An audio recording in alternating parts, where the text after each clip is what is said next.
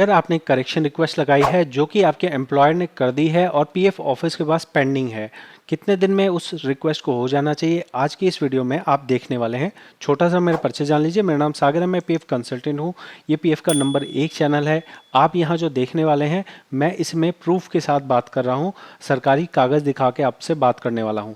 समझिएगा क्या बात है। बात यह है कि जब आपकी रिक्वेस्ट एम्प्लॉयर ने ओके कर दी, वो चली गई है पीएफ ऑफिस में, जैसा आप देख रहे हैं, एक्सेप्टेड बाय एम्प्लॉयर और पेंडिंग एट फील्ड ऑफिस, जिसमें ये पर्टिकुलर जो रीज़न, ये जो हमारी करेक्शन है, ये हमारे दिल्ली के लक्ष्मी नगर पीएफ ऑफिस में गई है। तो यहाँ पे सरकारी नियम के हिसाब से कितना टाइम लगना चाहिए ये आप पहले जान लीजिए। इसके लिए एसओपी जारी किया जाता है और एसओपी के अंदर में ये एसओपी लेटेस्ट है। इस लेटेस्ट एसओपी के अंदर में बताया गया है 31 जुलाई को अगर पीएफ ऑफिस के पास कोई भी करेक्शन का काम आता है तो उन्होंने एक समय सीमा बना रखी है और उस समय सीमा के अंदर ये कहते हैं कि अगर छोटी मोटी करेक्शन होगी तो हम 7 दिन में कर देंगे और बड़ी करेक्शन होगी तो 15 दिन में करेंगे। अब यहाँ पे 7 दिन जो बोले जा रहे हैं ये कामकाजी दिन बोले जा रहे हैं। इसमें सैटरडे संडे नहीं मानना है, ना ही आपको कोई सरकारी छुट्टी वाले दिन मानने हैं। तो इस 7 दिन को आप मान लीजिए, मैं कहता हूँ सेफली अगर देखना जाए तो 15 दिन मान लीजिए, और ये 15 दिन को सेफली मान लीजिए आप 20 से 25 दिन मान लीजिए मैक्सिमम। एक मैं आपको समय बता रहा हूँ कि आप इतना समय मान के चलिए कि इतना समय आपको लगेगा, क्योंकि ये नहीं है कि यहाँ पे कोई सरकारी सिस्टम ऐसा बना रखा हो कि ऑटोमेटिक ये हो जाएगा, 15वें दिन ऑटोमेटिक हो जाएगा। यहाँ पे अधिकारियों के हाथ में होता है और अधिकारी अगर जो है लेट करते हैं तो थोड़ा बहुत उनके ऊपर इफ़ेक्ट होता है, लेकिन ऐसा नहीं है कि किसी को नौकरी से निकाल दिया जाएगा। नौकरी से किसी को नहीं निकाला जाता है, चाहे कितना भी डिले हो जाए, चाहे कितना भी गंदा काम हो, बस उनकी प्रमोशन पे अड़चन आती है। और वो भी ज़रूरी नहीं है कि हर बार प्रमोशन पे अड़चन आएगी।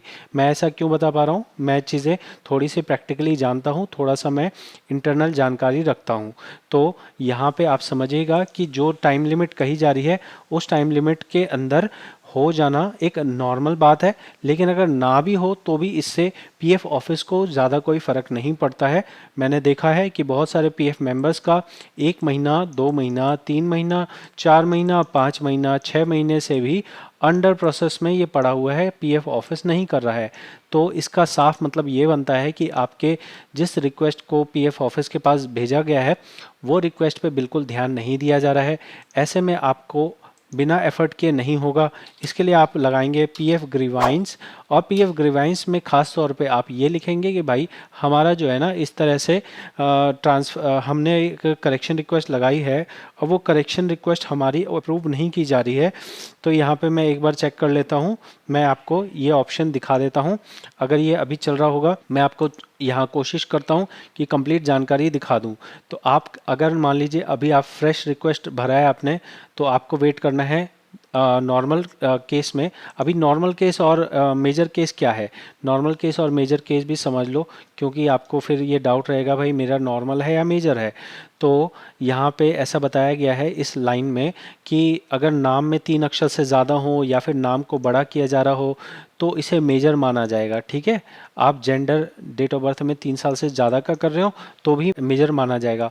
और मान लो कि आप बहुत सारी चीज़ें बदल रहे हो, नाम भी बदल रहे हो, डेट बर्थ भी बदल रहे हो, फादर नेम भी बदल रहे हो, जॉइनिंग डेट भी बदल रहे हो, मतलब आपने पूरा का पूरा जो है सारा ब्रह्मांड बदलना है आपको, तो भी उसको एक मेजर कैटेगरी में मान लिया जाता है। और फिर मान लो कि 15 दिन 20 दिन का भी टाइम आपका आसानी से लग सकता है। तो यहाँ पे आपको अब अगर मान लीजिए 20 दिन या 1 महीना हो गया, मैक्सिमम 1 महीना हो गया, तो फिर आपको कंप्लेन लगानी ही लगानी है। बिना कंप्लेन लगाए नहीं होगा, वो ऐसे ही पड़ी रह जाएगी एप्लीकेशन, किसी को फ़र्क नहीं पड़ता कि आपकी करेक्शन हो रही है नहीं हो रही है। तो आप यहाँ पे इस तरह से लॉगिन कर लेंगे। मैं यहाँ पे आपके सामने लॉगिन करके दिखा रहा हूँ। ये कैप्चा कोड जो है फुल सिक्योरिटी टाइट कर दी गई है, चाहे काम कुछ हो ना हो, सिक्योरिटी 1 नंबर है। यहाँ पे आप सिक्योरिटी कोड एंटर करके उसके बाद यहाँ पे हमारा लॉगिन करने के लिए ओटीपी मांगा जाएगा। ओटीपी मैं यहाँ पे एंटर करता हूँ। मैं आपको ये पर्टिकुलर ऑप्शन दिखा रहा हूँ कि किसके अंदर में आपके पास ऑप्शन आएगा, कहाँ पे ऑप्शन आने वाला है, किस रीज़न को आप सिलेक्ट करने वाले हैं अपने करेक्शन को लेके। तो हमारे पास यहाँ करेक्शन को लेके जो ऑप्शन आएगा वो आपके सामने मैं दिखाऊंगा। पहले मेरे पास यहाँ OTP तो आ जाए एक बार, तो OTP आना ज़रूरी है, बिना OTP के आप अपना लॉगिन नहीं कर पाएंगे।